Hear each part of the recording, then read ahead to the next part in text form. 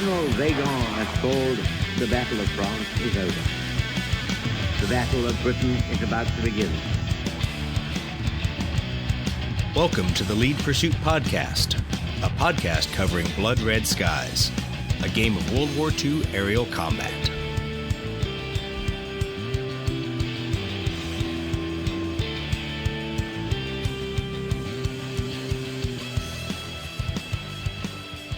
Today I'm joined by Chris, and we're going to talk about his hobby experience getting into the game Blood Red Skies. Now, you've previously heard from Brett and how he picked a Luftwaffe faction and the Japanese faction to work on some aircraft, some paint schemes, but we're going to concentrate on what Chris used to get started in the game, how he was inspired, and then some of the technical hurdles he had to overcome. Hey, Chris, how you doing? Hey, pretty good, man. Awesome. Good to talk to you again. Okay, Chris, so why don't you walk us through how you picked your faction in the Blood Red Skies game? Well, like I said in the first interview, I got really hooked years ago in computer gaming, and that was when online communities were first starting to grow. And I was playing a game called IL-2 Sturmovik, which is an Eastern Front computer game, and it mainly has the Luftwaffe and the Russian squadrons in it. Later on, they expanded it to basically be the entire World War II theater, but I always kind of stuck on the Russians. I was always fascinated with the IL-2 Sturmovik, the actual aircraft. So being a flying tank and actually putting concrete in the wings to make it more durable.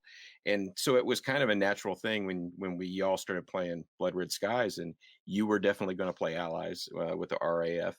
And, we had Brett over there already wanting to do Luftwaffe. Hold on. You act like you were in from the beginning. Now, for full disclosure here, I want everybody to know somebody sat there while we knew that we were buying a lot of models as we played a demo game with John Russell, and he kind of laughed at us about, oh, you suckers buying a new game. I'm going to go buy some MDF terrain. That's how I seem to remember this all. That is honestly how it went down. Okay, I just wanted to make sure we get that right. I went for free pizza. And oh, you did. Wait, hold on now. So what's your favorite kind of pizza? So pepperoni, man. Is there any other kind of pizza? John Russell, just in case you want free pepperoni pizza is my favorite. Get Chris to any event, then free pepperoni pizza, and he'll pretty much just show up. So just in case you're curious, in case you need a really good painter and a guy who's an average player, but if you wanted to show up, that's all it takes to get Chris there. All right, keep going. Absolutely. All right. So yeah, like I said, I got into the Russian side because it was the one that was available. But like I said, I've always been fascinated with Russian aviation just because they have such an amazing story with coming out of the purges and losing a lot of their pilots and their senior leadership to Stalin, and then basically trying to put this thing together on the fly, facing the Nazi war machine. It was an interesting time to be in the air. And another really fascinating thing about playing the Russian faction, especially in Blood Red Skies, is the fact that you do get to, for lack of a better word, cheat. And because of Lend-Lease, there are very few aircraft that are off the board for you. The Russians were getting supplied through Murmansk and Iran with just tons of Hurricanes, Spitfires, Warhawks, P-39 Airacobras, all kinds of platforms. In fact, by the end of the war, there were very few Allied frames that they hadn't flown, in sometimes in really small numbers, like when you get into the P-47 and the Mustangs. But still, they were flying them, and those numbers dwindled, and their aviation, basically by backwards engineering, started improving to the point where they were putting their own planes at volume in the air. But like I said, it just gives you an Air Force that has a huge amount of airplanes you can play and put them absolutely. on the board. And the nice thing is then you don't feel like you have to proxy sometimes, because sometimes you get out there and a bunch of people want to play like we had 2v2 matches out there, and people want to play, and you go, well, I'm out of Russian fighters. What do? Let's grab some American ones, give them something for Lend-Lease. So it makes it real easy. It does. And it's fun for me to paint because I am more of a painter than a war gamer. So for me, this gives you a whole nother level of painting that you can do just because of all the different Lend-Lease frames you have. But also the Russians are an army that wasn't known for, having a strict way that they did everything, basically because they were doing it on the cheap. So when it comes to colors and things like that and camouflage patterns, there's just so much variation that's basically, it was based on necessity and not the science of warfare. So let's talk about that. Where did you really get your inspiration? There's obviously a lot of color plates you can get out there, but Yeah. those may only be representative of certain well-known aces, well-known battles. What did you draw on? So I, when I got into the Eastern Front stuff and started studying World War II, there was a book series called Red Star Black Cross, which is it was a really obscure series of volumes of books, but it was supposedly soup to nuts everything about the Eastern Front when it came to aviation. And I read those things, and that's honestly where a lot of this came from, because in that book it goes to the detail of who was doing what when, who was painting how when, where were the aircraft coming, and why they were doing all these things on the fly and differently. And so that's where a lot of my inspirations come from. And then I jump off into the Osprey books because, one, I'll figure out, okay, let's look at hurricanes. Let's look at what aces were flying hurricanes. Let's look at what squadrons were flying hurricanes. And that was, then I picked the hurricane models up and started painting them based on one of the guards units that flew around Stalingrad at the time. And that's how it works for me is I get interested in something, like for instance right now the Normandy Nemo, which were a group of Free French that were flying for the Russians, flew Yak ones. I've just been able to get through miscellaneous miniatures some of their decals, so the next thing we're going to do is a Yak squadron for the Free French Normandy Nemo pilots Awesome. that flew for the Awesome. Russians. So stuff like Well, that, it's just, and it's which everything is different. which of the Osprey books did you use? Was it one specific for the Russians? Was it kind of a lend lease and Yeah, hurricane they're worldwide the hurricane aces or Yep, there's two books. One is the Lend-Lease Soviet airplane book, which basically goes through all of the major frames that they used with some great color plates for each one. And the other one is one that's just called Soviet Aces of the Eastern Front. okay? And it goes through all of their aces. So you've got Russian aircraft in there and Lend-Lease aircraft in there. You got both. Wow, So good. Okay, those are the good, two good main read. books I'm using for inspiration. Okay. So going from that, how did you pick those paint schemes? Saying that there's a lot of diversity here.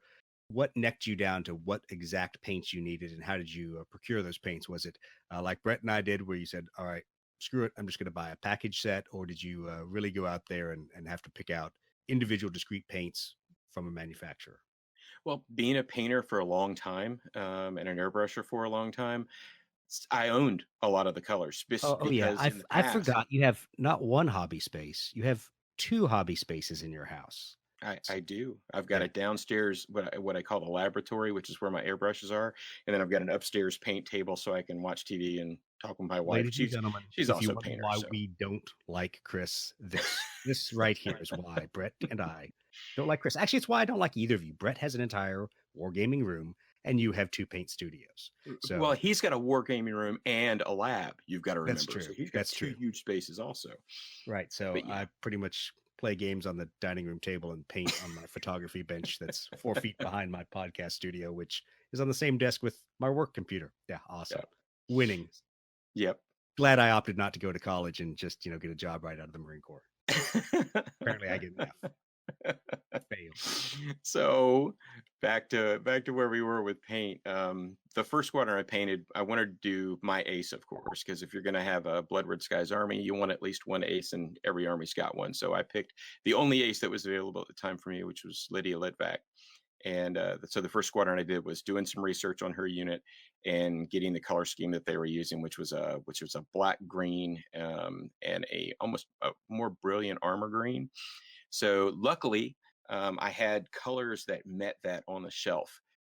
One of the things with the Russians is that they're not like the Luftwaffe or the Brits, where they had very very exacting color palettes that they used, and they had like Luftwaffe approved paint. This is the actual color you're going to use. The Russians, it was kind of like whatever factory was producing whatever color that you got your hands on at the time. So even the rivet counters out there can't walk up to you and go, that shade of green is just a little too light or a little too dark, because honestly there's no way to prove it. So it Yeah, does give you a little bit more that is the latitude to convenience work of with. working with some of the air armies, and it's funny looking ahead to the stuff for MiG Alley. It's kind of the same with how the MiGs are painted. In some cases, they painted over the numbers that came out of the factory. Some Yep. cases they kept them. Some cases they put square red noses on. Some cases they were slashed. So Yep. there's a lot of variety in there in a Yep. wartime Russian and Chinese and North Korean air forces. Yep. And a lot of the Lend-Lease airplanes that came to the Russians already had paint jobs on them. Like all of the Hurricanes had roundels. So that the not or the Soviets would go in and they would paint over just the roundel on some of the aircraft, and then they would put the red stars. So it's kind of neat. You could almost see some of the roundels coming through the paint. I've considered trying to get to that level of detail, actually putting a roundel down and then putting some shaded paint over it, and then putting a star on top. But 3 foot rule, brother. at 3 this foot scale, rule. I know at this scale that gets a little ridiculous, but it is fun to do. And I did make sure Oh that on yeah. my Hurricanes, I put the spot of paint at least where the roundel would have been, and then put the star on top. So, Right. Nice. Good. so That's good yeah, detail because that's the level of historical detail that is value added. Whereas, a lot of times counting the exact number of kill markings on an airplane for a certain day, at this yeah, scale, you guys have lost the focus of what we're trying to do.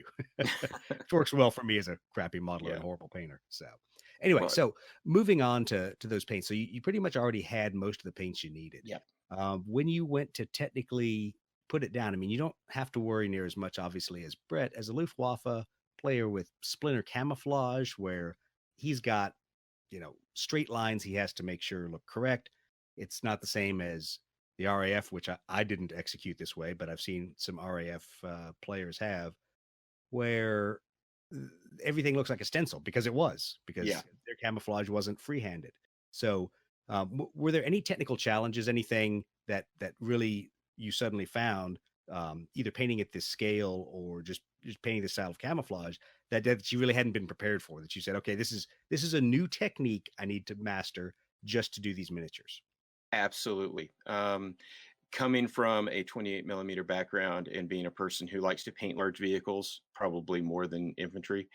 Um, Yes, I love those big vehicles in I 40K. know. Super. Let me bring my Thunderhawks. Oh, okay. Well, so for two podcasts in a row now, 40K Yep. community, you can hate me. Don't care. And well, and the 40K community probably knows who that guy is that you're impersonating They because you they do their models probably perfectly. they probably do. They're like, But I met that guy at Adepticon. Yeah, yep. well, at least he But wasn't at yeah, our heresy tables. He was at the 40K table. yes. So I couldn't do what I normally did, which is just using masking tape to do a lot of the work that I do. I used to use a lot of Tamiya masking tapes. Tamiya also makes some curved line masking tapes, which are really awesome. And I started out trying to use those on the aircraft, but they're just too tiny. You can't get the paint to stick good, or maybe can't get the tape to stick good. So I was, hey, I've got to come up with another way. And in the past, I've used silly putty as a masking agent, especially on like large robot models where it's already together, but you've got a panel you've Yes, got to I finish. always make the camouflage on my towel with silly putty. So now 40K towel players, you can hate me as well, not just Imperials. Absolutely. So sorry, not Absolutely. Space Marines. So, I tried the silly putty at first, but the other thing I found out is at this scale, trying to do tiny lines of silly putty, the silly putty just wasn't holding real Right, well. right. So I Well, went to well, I blue. had the exact opposite. Yeah, well, so I was gonna say I had the exact opposite with blue Yeah, tack. So I don't know if you found this problem, but with blue tack, there's kind of a short window when you need to get that back off the model. it At is. least in my experience, and it may be because of the humidity where I was painting, but there were times that more of the blue tack stuck in the little crevices where the panel lines were, and Yeah. so I found that I had to paint pretty quickly, get the blue tack off, and Yep. then let the model sit for a while. One of the things about using blue tack that you discover as you do a lot of models with blue tack, because I was doing 3 squadrons simultaneously. I was doing 2 Yak squadrons and a Hurricane squadron, and using blue tack to do all of them. The longer and the more you use that blue tack, the better it gets, because it does get some paint and it does get some residue in it, and it just doesn't. It loses some of its stickiness, which with the blue tack is a good thing. Right, You absolutely. want it to back off. As And I've another been there thing, with a hobby right? knife, picking it out of Yep. individual panel lines with a And try pushing the blue tack against it again, and sometimes it will lift that stuff right, off.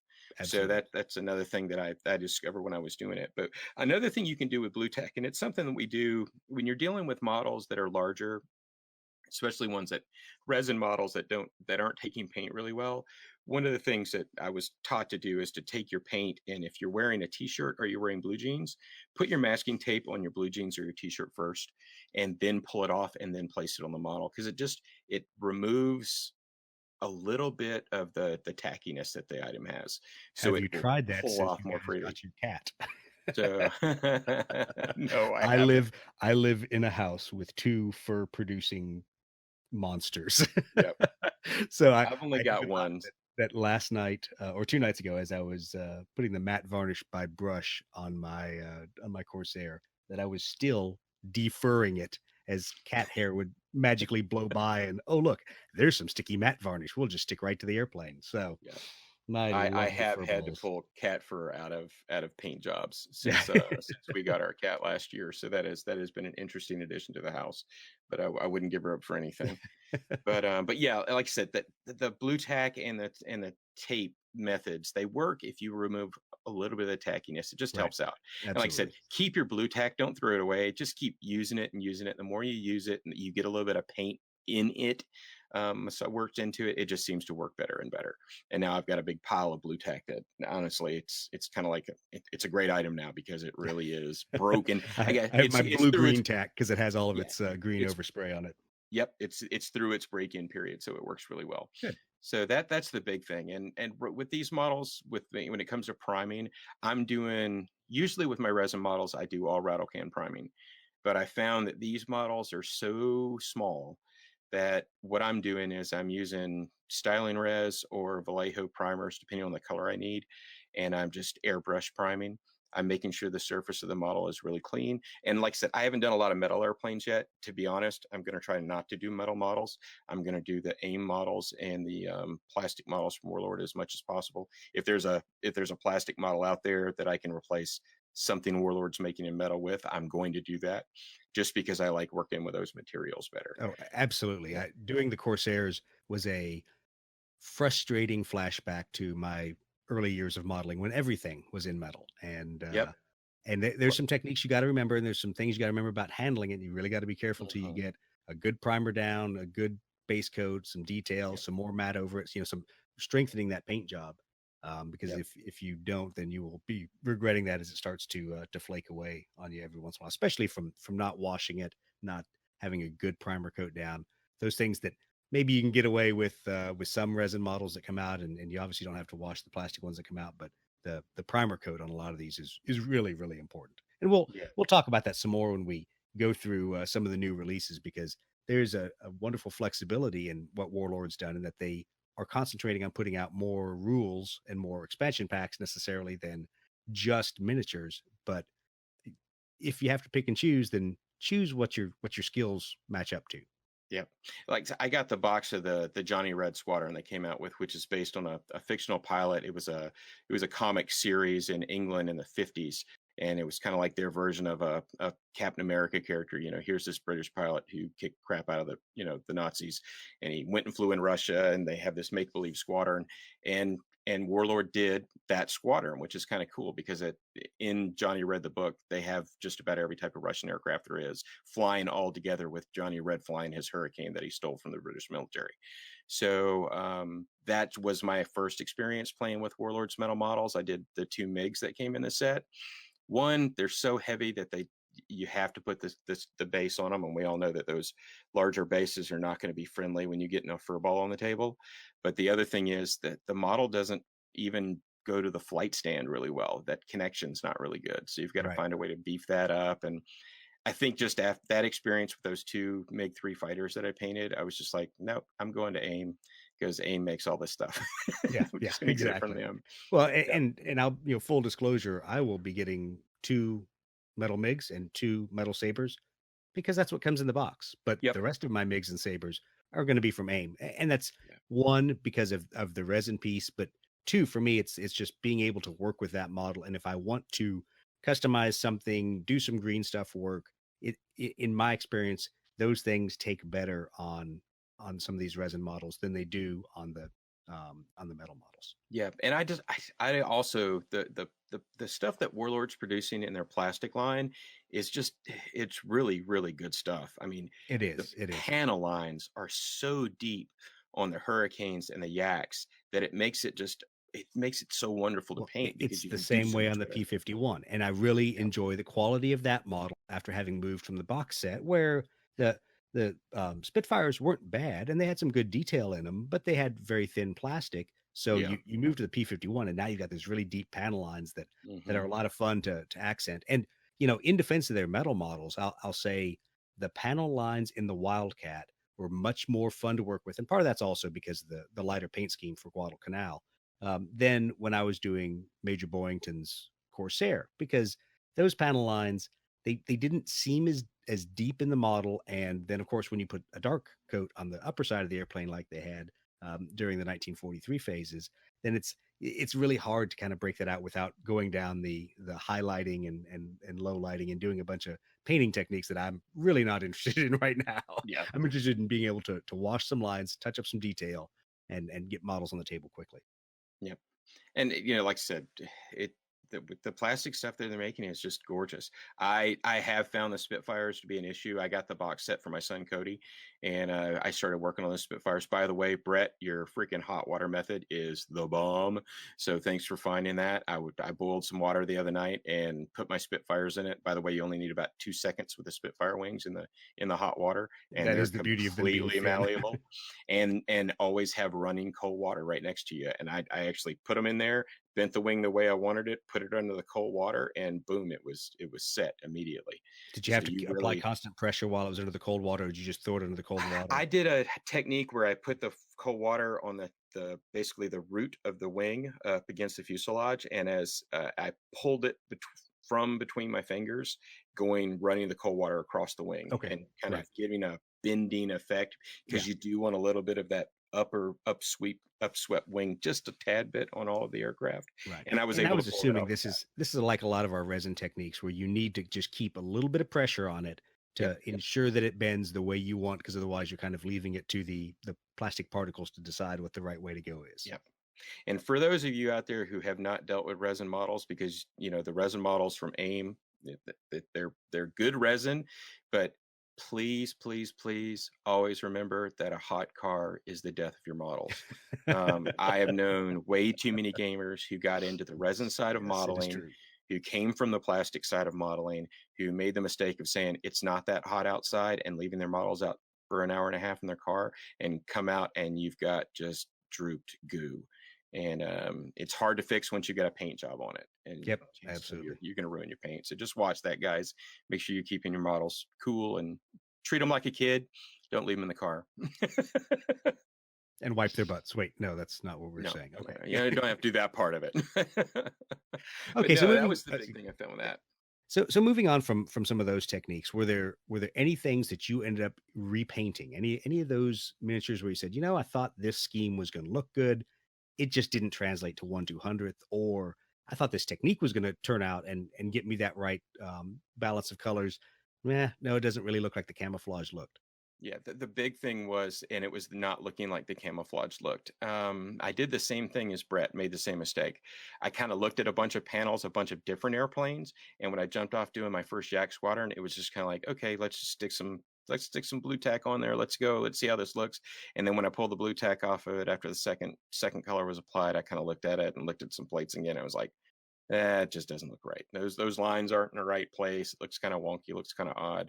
So I did end up repainting an entire squadron. And once I did that, I went back on the internet and found some top views, which are really important when you're doing camouflage. Most of the panels you see are just side profiles. So when you're doing the research, find some top views, some bottom views of the camouflage, and that helps a lot. And And that is true. Now, what I'll also say is that's both the good thing about the Osprey manuals, and that they do generally have top views, but that's also the bad thing because they have a heck of a lot more side views of really cool yep, paint jobs than top down views. Now, then you're at the mercy of the internet. So I've gone out there and I'll use once again, Major Boyington's F4U Corsair at 1943, going over that and just finding how many different interpretations of the colors, of where the colors should be, and even with where the roundels should be. So the yep, last one really surprised me because I said to myself, I'm like, I think I know what was standard for Marine Corps aviation at that time. I'm like, but let me go out there and look.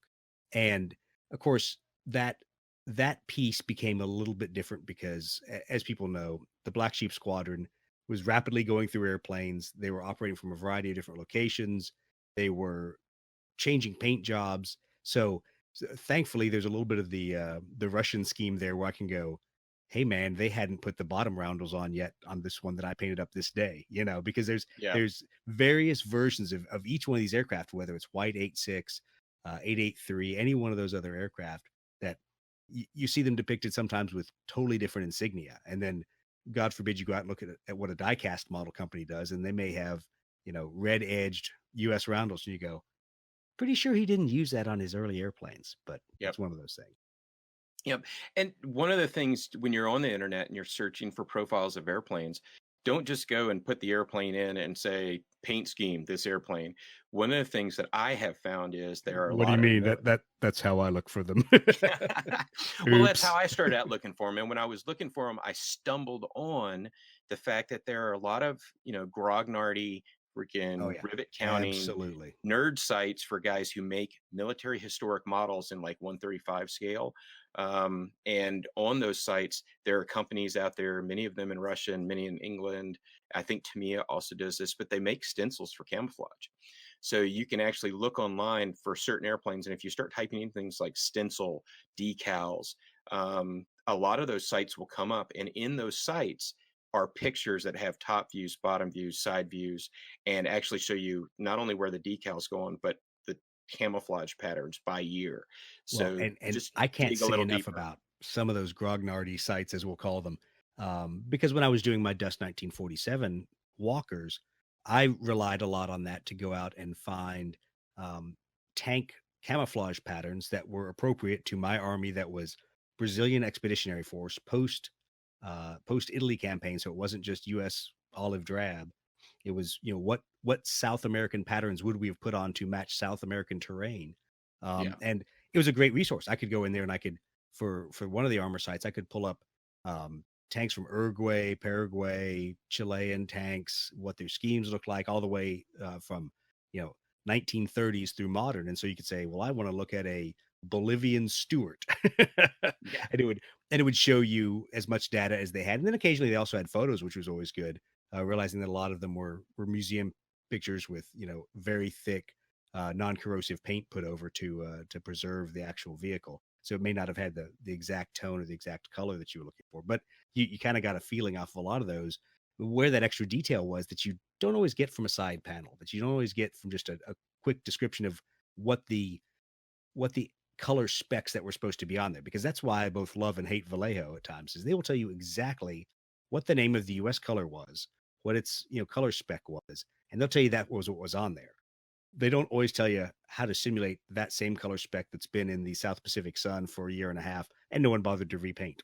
Exactly. So there's And there's a little bit of modeling guru that you got to go in there and go, I'm going to go see what other people have done to take something that should be US intermediate blue and make it sun faded. Is it yep. the same as PRU blue? Things Yep. like that. And there's some techniques you can use with the airbrush, especially with painting black. Like I plan on doing one squadron of Zeeks. I won't lie, I've already got a squadron of Corsairs. I'm going to do one squadron of Zeeks just so when I go to the hobby shop here, because I don't have you guys around, I can hand one of the squadrons to somebody else and play a game. But when I do my Hey Zeeks, guys, you want to play Blood Red yeah, Skies? It's a lot of exactly. fun. It's so much better than 40K. Yeah, I'm trying to Sorry, get some now, guys now I'm making converted fun to of other you. things.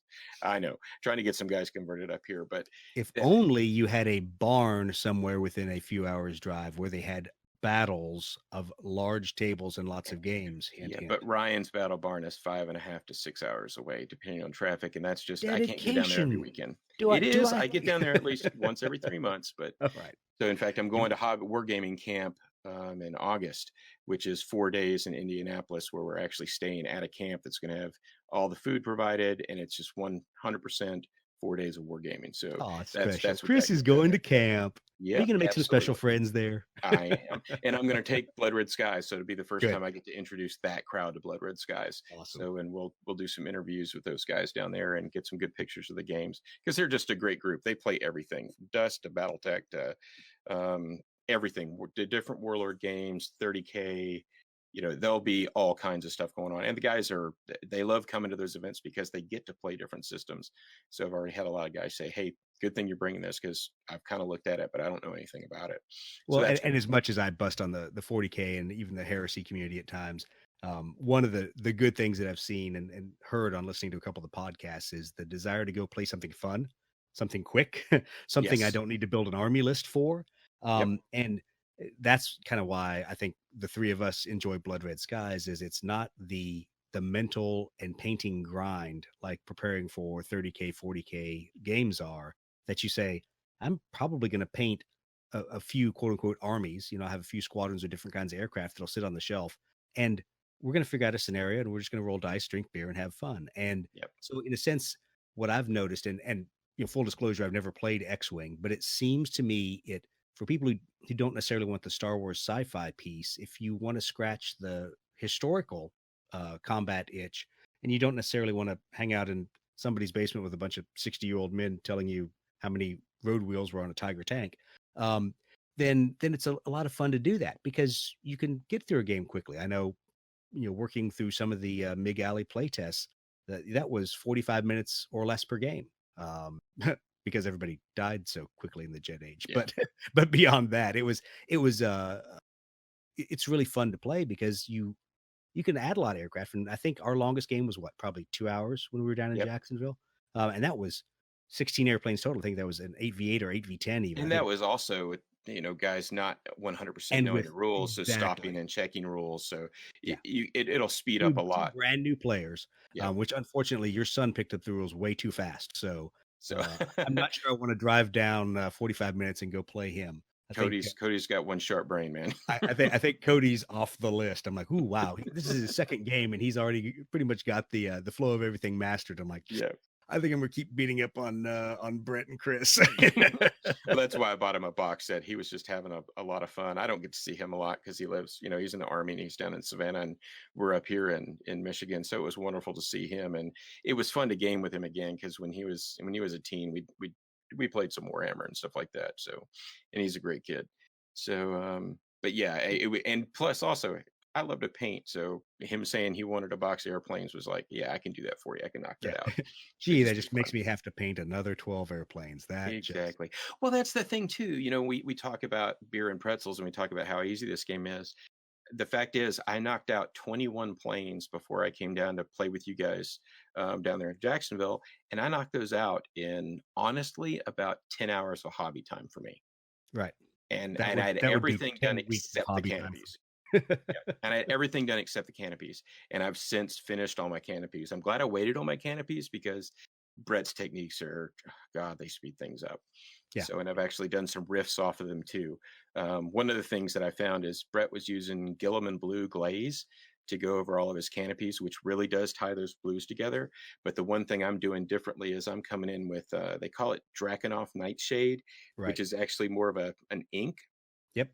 and I'm just doing that in the recesses at the base of the canopy because it just sinks down in that line and gives you this hard blue So line that goes yeah, all the way so around the I've canopy. thought about trying that on mine because I use the equivalent of that from Army Painter, their blue tone. Yep. Use that on my Imperial Knights, so it gives them Yep. that kind of electric blue look to the silvery part of their legs, so it looks like there's Yep.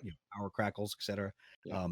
Um, I've thought about that. My problem is I've got those models with their canopy to where I guess I call it table ready, and I'm Yep. at the point where I'm like I want to fill out a few more of these creative air arms, whether it's Corsairs that are done in Southeast Asia, Fleet Air Arm kind of colors, or is it the Wildcats done in Fleet Air Arm, or in North Africa, Malta Fleet Air Arm colors, all these other things I kind of want to experiment with. So I'm not sure when I'm going to get back to the canopies, but I'm glad that we all kind of talked about that and talked Yep. through each of the techniques because to be honest, I learned off of you guys not necessarily validating what I didn't want, but going, well, now I understand why I made the choices I did because it was from my going in position of what a canopy should look like, Yep. not what the sky should look like. And so that leading it full circle, I absolutely like that very thin blue line down there, and knowing that I have the right equivalent, I may try that with the Army Painter series. Yep. Just for our listeners, since this is a technical kind of episode, the difference between a glaze and a shade, as GW, that's the terms GW gives them, is that a glaze is more like a filter. It's something that you're going to apply over an entire model or an entire area, and you want it to have consistency across that entire area. That's why it ties colors together very well. A shade is different. It's more of an ink, and the what makes it different is it's not designed to go over evenly. It's designed to pull into the recesses and pool in those recesses and make just the recesses darker. And it's done by adding surface tension breakers to the shades that aren't in the glazes. So the glaze has a lot of surface tension to it, so it's able to lay flat over a larger surface. Where when you're using a shade, or sometimes people call them inks, the color will actually dry because the surface tension is not there, just into those crevices and darken them up. So But you it's still why need to be shades are careful in how you, effective. I What's mean, that? you still need to be careful in how you Oh, apply it, absolutely, because, absolutely. I think we've all seen there's a number of modelers out there that they are applying this technique to the entire underside of, say, a Spitfire, Yeah. and that produces a cool effect. I will say that because it's going to darken and it's going to pool in certain areas, and then sometimes Mhm. it's going to pool in the middle of a panel. It gives you some interesting effects, but you really need to know what you're trying to do with that. Yeah, And so that's why I opt not to do that, even though I don't have a true panel wash in that yeah. sense, where I'm using mineral spirits to drag Hmm. individual dirt out of Yeah. out of a line on a panel. You can use some of these same paints to give you that technique if you're smart in how you. Yeah. And like if you don't use those paints to do panel lines, that is one thing I have learned about the scale. I've never used panel lining fluid in the past. I always made my own stuff, my own panel lining fluid out of turpentine and larger oil paints, the big tube ones that artists use. And I've used that for years, and it's always done me well with 28 millimeter. But I can tell you that at this scale, it just makes a mess, Right. and it's really hard to clean up. So that's why, based on Brett's advice, I jumped on and tried AK Interactive's panel line wash for the first time, and that stuff is absolutely amazing. You gloss your model, you touch your panel lines, that capillary action pulls it into all the things. Let it dry for about a half an hour, and then I take a Q-tip and dip it in with some odorless mineral spirits. And then, very important step: don't just use the Q-tip at that point. It's almost like dry brushing. Get all of the fluid off that you can out of the Q-tip on by rolling on like a paper towel, all that excess fluid. Then wipe the bottom of the area that, or whatever area you've treated with a panel line, Right. and it will get rid of all of that stuff for you. Now, Awesome. one thing you can do, and at this scale, you don't have to do it, but I am doing it. Like my Yaks have a fuel cap on the top of both of the wings, and I am going to put a little bit of oil paint, black oil paint, down in those, let it dry a little bit, and then I'm going to streak them, so it looks like that stuff's run across the wing. Because that's a really easy I'm thing you can do. Doesn't I'm take a lot glad of you've gone to that level of detail. It's kind of like looking, time. one of the other guys that was painting his Corsairs that personally I think look a lot better than mine. Yeah. And they were also the Black Sheep Squadron, so it was twice as embarrassing. But it was like the cordite from the guns streaking down the wings, and I, I Yep. looked at it, I'm like, that looks really cool. But holy crap, that's Yep. another step that I'm not to right now for the once again, as I quote the 3 foot rule, I'm really concentrating on trying all the different schemes because, to be honest, me learning these different schemes has been part of the fascinating part, to go out and see how British camouflage was applied, how American camouflage was applied, and start to understand the different levels of attention to detail that were in each one. Because Yeah. some places they didn't care and they just slapped on colors like we talked about. Some places it was very deliberate, very specific parts of the airplane. So, Yep.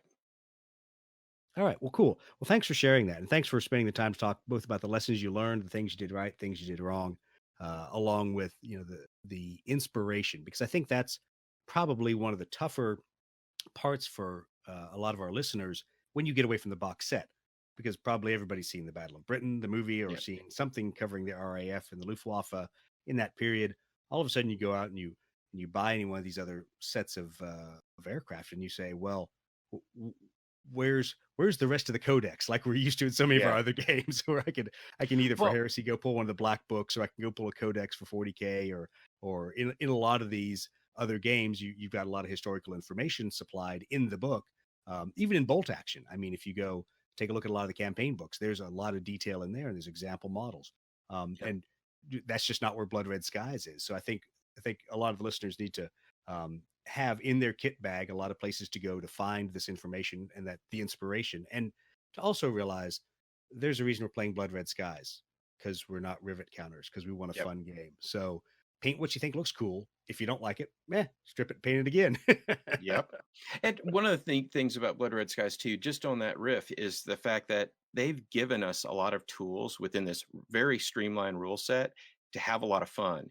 In that, like the ace rules, they've given you rules to make your own aces, which means when you're doing your research and you're doing your research on paint schemes and you start finding paint schemes of actual aces, start reading on those guys a little bit, because you can build your own ace, put rules from other aces on them, and use them in the game and say, hey, I was a little bit miffed that it looks like Alexander Prokrushkin, who was the hero Aero Cobra pilot. In fact, he had more kills in American aircraft than any American did during World War II. Is probably not going to be represented in the game with a card, just because they can't get to everybody. So what am I doing? I'm working right now on coming up with my own Alexander Prokrushkin card for my P-39 Airacobras when I get them painted. So there's a lot of fun stuff that you can do with this game that doesn't take a lot of time, takes a little bit of research, and it's built into the rule set for you to be able to do that, which I think that's going to make this game's just got legs. It's you can expand in so many different directions. They've got so many of the airplanes out there with cards already. There's more on the way. It's going to be something that can hold our attention, but at the same time, you don't have to put the level of brain work into it that you do with something like 30K. Yeah, So absolutely. I mean, and I was listening to a 40K podcast this morning, and it was just, it was hard for me, who had been playing Blood Red Skies for probably about 4 or 5 hours yesterday. And really the tough decision was, how did I choose to simulate certain pilots that truly weren't aces, but were the ace of the engagement? And, did I make him a level 4? Did I make him a 5 and give him a skill just so that he had that same level of influence on the aerial engagement that he did in history? Um, but I'm listening to this podcast going, my God, there's more stuff about 40K I've got to go back and read. I'm like, oh, I don't want to do that. I don't want to write a new list. hey, So it's one of those moments where I've enjoyed becoming a lazy Blood Red Skies player, where the question is, which models do I want to pull out today? I'm one of those guys that when, not to make this another games podcast, but when 40K jumped to the new 8th edition rules, dude, 7th edition is where I'm at. It's where I'm going to be, and that's why I'm solely a 30K player now, because I know my special Enjoy rules. your horse and buggy there. Absolutely, buddy. Driving the automobile. It's fancy. It's newfangled invention. All right, you stick around in 7th. Have fun. Just not a fan, man. I love 7th and 8th, and we'll talk for just a moment about Yeah. other games out there, because this isn't just a Blood Red Skies podcast. Yeah. I love 7th and 8th because they do things differently, and it's kind of the same reason why I wouldn't mind going back and playing Air War if I had a week to read the rules and to push counters around. Um, as a comparison with Blood Red Skies, I like them for different reasons. Blood Red Skies is amazingly simple in how it models maneuvering, which, as I was playing jets on the table versus props yesterday, it was a little frustrating to me to figure out, how do I do what I know the airplane would do at this point? Because I'm still in a framework of burning advantage, making turns at certain points. Yeah. And so there's things that have been vastly oversimplified, just like in 8th, things that have been vastly oversimplified. Hello, facing. Yeah. Hello, aircraft and facing. Yeah. But they're done for a reason, either for game speed or for the condensing of time. That we're taking something that should be simultaneous action, breaking it into 2 turns, and then we're going to have to condense the entire flight path of an aircraft into a 48-inch move. When he really would have zipped around the battlefield, shot who he wanted, and then reassumed this position at the end of that period of time. So I think that's one of the things that, especially getting into Blood Red Skies from a lot of these other games, that you just have to realize is, don't always roll in with your, and I'll use 30K as an example, your world of perfect facing, perfect cover, really WYSIWYG, what you see is what you get. There's that level of execution in 30K. Don't think about that in Blood Red Skies, because realize the planes in reality are a lot smaller for their movement distance than the models you have. The inability to have overlapping bases. I'm like, really? I could be about 3 feet from this guy and still shoot him. There's things that have been simplified to make it a fun game. So take those in stride, take it in stride in your modeling. At least that's my recommendation, being the lazy modeler. But then the game becomes what I think Andy intended, which is a fun historical simulation. Yep. Any And simulation, that things it's that not going to is do well. I think that's exactly where he was going with it. He wasn't looking to make I don't see Blood Red Skies ever being a competitive thing. I think it would be just weird for somebody to try to have a competitive tournament with it. And that's another reason why I like it. It's not about that. This is about hanging out with buddies who love airplanes and shooting airplanes down Well, and laughing about we the say crazy that crap that happens. and we've never played an X-wing tournament. So I kind of wonder the same thing, and I wonder if there's with the right crowd, there's a potential to be competitive, but to at the same time have fun being competitive, because I think we have that in 30K in Heresy, like when we play Zone Mortalis, when we go to Adepticon, play Yes. Zone Mortalis, very small army, easy to paint, easy to come up with a new theme every year and go, I've only got to make 2 squads and a dreadnought, worst case, Yep. but it gives you an ability to invest some hobby time, have some fun. But trust me, when I was, in hand-to-hand combat with the Night Lords there was a whole lot of competition with that guy. There was having fun in the fact that we both laughed when random Zone Mortalis effects took out his headquarters, things like that. But there's still a competitive I'm going to do my best kind of level of effort to it. So Yeah. I think it'll be interesting to see how it matures, and if the community can stay mature enough that it's all right, we'll accept some point values, we'll realize there's going to be some tweaks, and we're going to realize that the rules are very generic for a reason, is that we can knock these games out quickly, and it's not a 3 hour, 2.5 turn, Yeah. Warhammer 40K, 30K kind of event.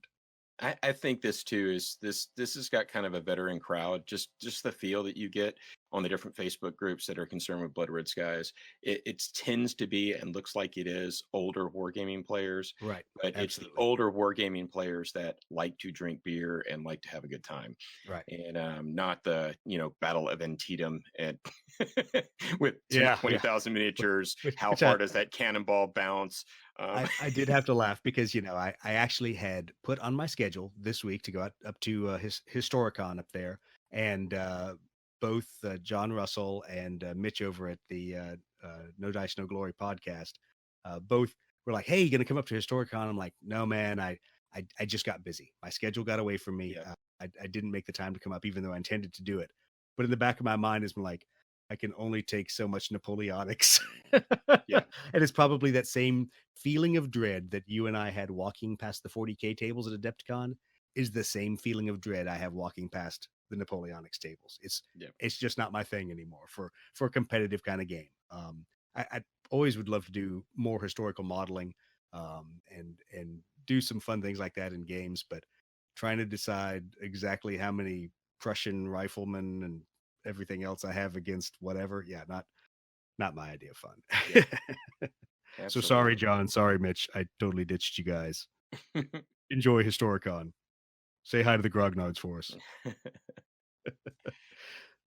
Well, Awesome. alrighty, man. We got Well, anything thanks. else? No, thanks for the time. I really appreciate you spending the time to chat through all these different hobby technique things, and share it with the listeners for the podcast, because I know that I'm probably not going to have a whole lot of hobby techniques to share, since thankfully you and Brett have covered most of the things that we've used in the initial couple of months of building up our different air forces, getting our aircraft ready, and giving them the paint schemes that at least we think they need to have to represent the time frame indicated. Yeah. So thanks for And taking that time. we'll keep putting stuff out there too, guys. Watch the Facebook page, hit us up on Instagram, look at the Instagram. We'll be constantly posting stuff. And honestly, with those platforms, if you have a question, if you're wondering how we would do something, or if you're wondering how we did something and we haven't talked about it, ask. That's what Absolutely. we're all about, man. This Yeah, is all and about you making the should, community better. whatever social media platform you use, and less Twitter, you will probably see our stuff out there. So feel free on Facebook to drop us a message right there, to comment on the posts you see. You'll see work in progress folders for all three of us on there to see what we're working on and where the models are. And if you got to Instagram, you'll see Chris's models and my models. And maybe when I can teach Grandpa Brett how to use social media, we'll get him on Instagram and uploading his models, but I'll upload them for him in the meantime. Yeah. But there's we'll try to put a lot of our techniques and our examples out there, and we'd love y'all's feedback. There's people out there that we've seen in Blood Red Skies that are much better painters than all of us, and that's yes. awesome. And so if you are out there and you go, yeah, you guys, you're middle of the road, or if you're Doug, you're definitely at the bottom of the pack, but you guys have got some good stuff. Let me share a few techniques. Share those with us. We'll put it out to everybody. We're not in this to be the best modelers in Blood Red Skies. We're here to really make the entire community better. Absolutely. All right. Well, that's all I've got. All right, brother. Well, you have a good rest of your day. You too, man.